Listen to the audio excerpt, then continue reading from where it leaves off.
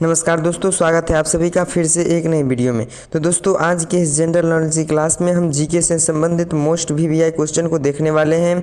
अगर आप किसी भी एग्ज़ाम्स की तैयारी कर रहे हैं तो आपके लिए आज का ये वीडियो बहुत ही महत्वपूर्ण होने वाला है। तो बिना देरी के वीडियो को स्टार्ट करते हैं। अगर आप चैनल पर पहली बार आए हैं तो चैनल को भी सब्सक्राइब जरूर कर लीजिएगा। तो अब चलिए बढ़ते हैं क्वेश्चन नंबर पहला की तरफ।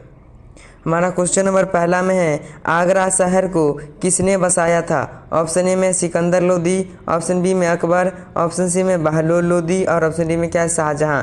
आगरा शहर को किसने बसाया था? तो सही जवाब आपका क्या हो जाएगा? आपका option number A Sikandar Lodi. यानी क्वेश्चन नंबर पहला का सही जवाब आपका ऑप्शन नंबर ए हो जाएगा। अब चलिए बढ़ते हैं इसी तरह से क्वेश्चन नंबर दूसरा की तरफ।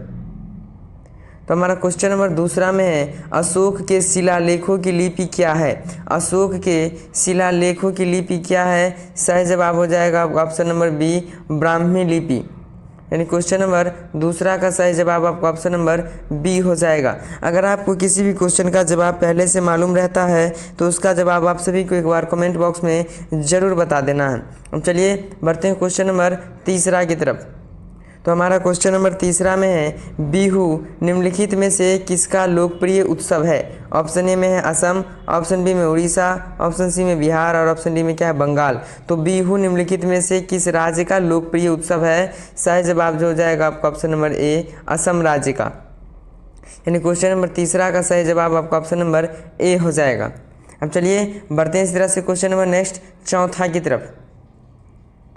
तो हमारा क्वेश्चन नंबर चौथा में है, विवेकानंद रॉक मेमोरियल कहाँ स्थित है? ऑप्शन ए में है अंडमान निकोबार, ऑप्शन बी में है लक्षद्वीप, ऑप्शन सी में केरल और ऑप्शन डी में क्या है, तमिलनाडु। विवेकानंद रॉक मेमोरियल कहाँ स्थित है? सही जवाब हो जाएगा आपका ऑप्शन नंबर डी तमिलनाडु में। यानी क्वेश्चन नंबर चौथा का सही जवाब आपका ऑप्शन नंबर डी हो जाएगा। किसी भी क्वेश्चन का हम ऑप्शन इसलिए बोल देते हैं ताकि अगर आपको उस क्वेश्चन का जवाब पहले से मालूम है तो उसका जवाब आप सभी को एक बार कमेंट बॉक्स में ज़रूर बता देना है। चलिए बढ़ते हैं क्वेश्चन नंबर नेक्स्ट पाँचवा की तरफ। तो हमारा क्वेश्चन नंबर पाँचवा में है, महात्मा गांधी को राष्ट्रपिता के रूप में उल्लेख सबसे पहले किसने किया था? मतलब इस क्वेश्चन का समझिए कि महात्मा गांधी को राष्ट्रपिता सबसे पहले किसने कहा था? तो सही जवाब इसका क्या हो जाएगा? आपका option number A Subhash Chandra Bose. Mahatma Gandhi को राष्ट्रपिता सबसे पहले किसने कहा था? तो सुभाष चंद्र बोस। याद रखिएगा, बहुत ही मोस्ट वीवीआई क्वेश्चन है। यानी क्वेश्चन नंबर पाँचवा का जो सही जवाब हो जाएगा आपका ऑप्शन नंबर ए हो जाएगा। अब चलिए बढ़ते हैं क्वेश्चन नंबर नेक्स्ट छठा की तरफ। तो हमारा क्वेश्चन नंबर छठा में है, प्रथम गोलमेज सम्मेलन कहाँ हुआ था? ऑप्शन ए में है नई दिल्ली में, ऑप्शन बी में लंदन में, ऑप्शन सी में बम्बई में और ऑप्शन डी में क्या, इनमें से कोई नहीं। तो प्रथम गोलमेज सम्मेलन कहाँ हुआ था? सही जवाब हो जाएगा आपका ऑप्शन नंबर बी लंदन में। यानी क्वेश्चन नंबर छठा का सही जवाब आपका ऑप्शन नंबर बी हो जाएगा। चलिए अब बढ़ते हैं इसी तरह से क्वेश्चन नंबर नेक्स्ट सातवां की तरफ।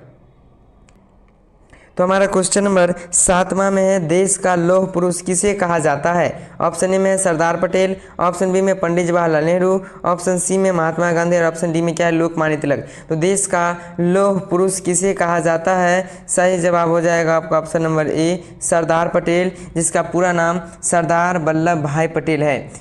इस क्वेश्चन को भी आप याद रखिएगा, बहुत ही मोस्ट वीवीआई क्वेश्चन है।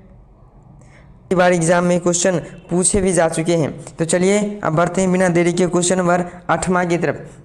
क्वेश्चन नंबर आठवां को देखने से पहले अगर आप चैनल पर पहली बार आए हैं तो चैनल को भी सब्सक्राइब जरूर कर दीजिएगा और साथ में लगे बेल आइकन को भी जरूर प्रेस कर लीजिएगा। चलिए अब बढ़ते हैं इसी तरह से क्वेश्चन नंबर नेक्स्ट आठवां की तरफ। तो हमारा क्वेश्चन नंबर आठवां में है, महात्मा गांधी जी को अधनंगा फकीर किसने कहा था? महात्मा गांधी जी को अधनंगा फकीर किसने कहा था? सही जवाब हो जाएगा आपका ऑप्शन नंबर सी चर्चिल ने।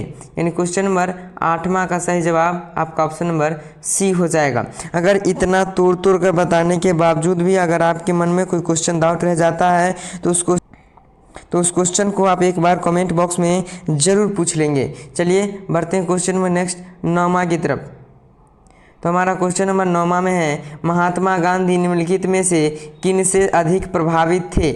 महात्मा गांधी निम्नलिखित में से किन से सबसे अधिक प्रभावित थे? तो सही जवाब हो जाएगा आपका option number B Leo Tolstoy. यानी क्वेश्चन नंबर 9 का सही जवाब आपका ऑप्शन नंबर बी हो जाएगा। चलिए अब बढ़ते हैं क्वेश्चन नंबर नेक्स्ट 10वां की तरफ। तो हमारा क्वेश्चन नंबर 10वां में है महात्मा गांधी जी का जन्म कब हुआ था। ऑप्शन ए में 1859, ऑप्शन बी में 1869, ऑप्शन सी में 1879 और ऑप्शन डी में क्या 1889। महात्मा गांधी जी का जन्म कब हुआ था? तो क्वेश्चन नंबर 10वां का जवाब आप सभी को कमेंट बॉक्स में बताना है। महात्मा गांधी जी का जन्म कब हुआ था, इसका जवाब आप सभी को कमेंट बॉक्स में ज़रूर बता देना है। चलिए बढ़ते हैं क्वेश्चन नंबर नेक्स्ट 11वां की तरफ। हमारा क्वेश्चन नंबर 11वां में है पंजाब केसरी के नाम से कौन विख्यात है। ऑप्शन ए में है रजनीत सिंह, ऑप्शन बी में गुरु गोविंद सिंह, ऑप्शन सी में गुरु नानक और ऑप्शन डी में क्या लाला लाजपत राय। पंजाब केसरी के नाम से कौन विख्यात है? सही जवाब हो जाएगा आपका option number D Lala Lajpat Rai. यानी क्वेश्चन नंबर 11वां का सही जवाब आपका ऑप्शन नंबर डी हो जाएगा। अब चलिए बढ़ते हैं सीधा से क्वेश्चन नंबर नेक्स्ट 12वां की तरफ। तो हमारा क्वेश्चन नंबर 12वां में है निम्नलिखित में से कौन सी गंगा की सहायक नदी नहीं है। कौन सी नदी गंगा की सहायक नदी नहीं है? तो सही जवाब हो जाएगा आपका ऑप्शन नंबर ए सुवर्ण रेखा। यानी क्वेश्चन नंबर 12वां का सही जवाब आपका ऑप्शन नंबर ए हो जाएगा। और बाकी बात जो ये 3 नदी रह गया, सोन नदी, गंडक नदी और कोसी नदी, यह गंगा का सहायक नदी है। यहाँ से 2 क्वेश्चन को याद रखिएगा कि गंगा की सहायक नदी कौन कौन है? सोन नदी, गंडक नदी, कोसी नदी। और गंगा की सहायक नदी कौन नहीं है? स्वर्ण रेखा। तब चलिए बढ़ते हैं क्वेश्चन नंबर नेक्स्ट 13वां की तरफ। तो हमारा क्वेश्चन नंबर 13 में है किस राज्य की सीमा चीन से जुड़ी हुई है।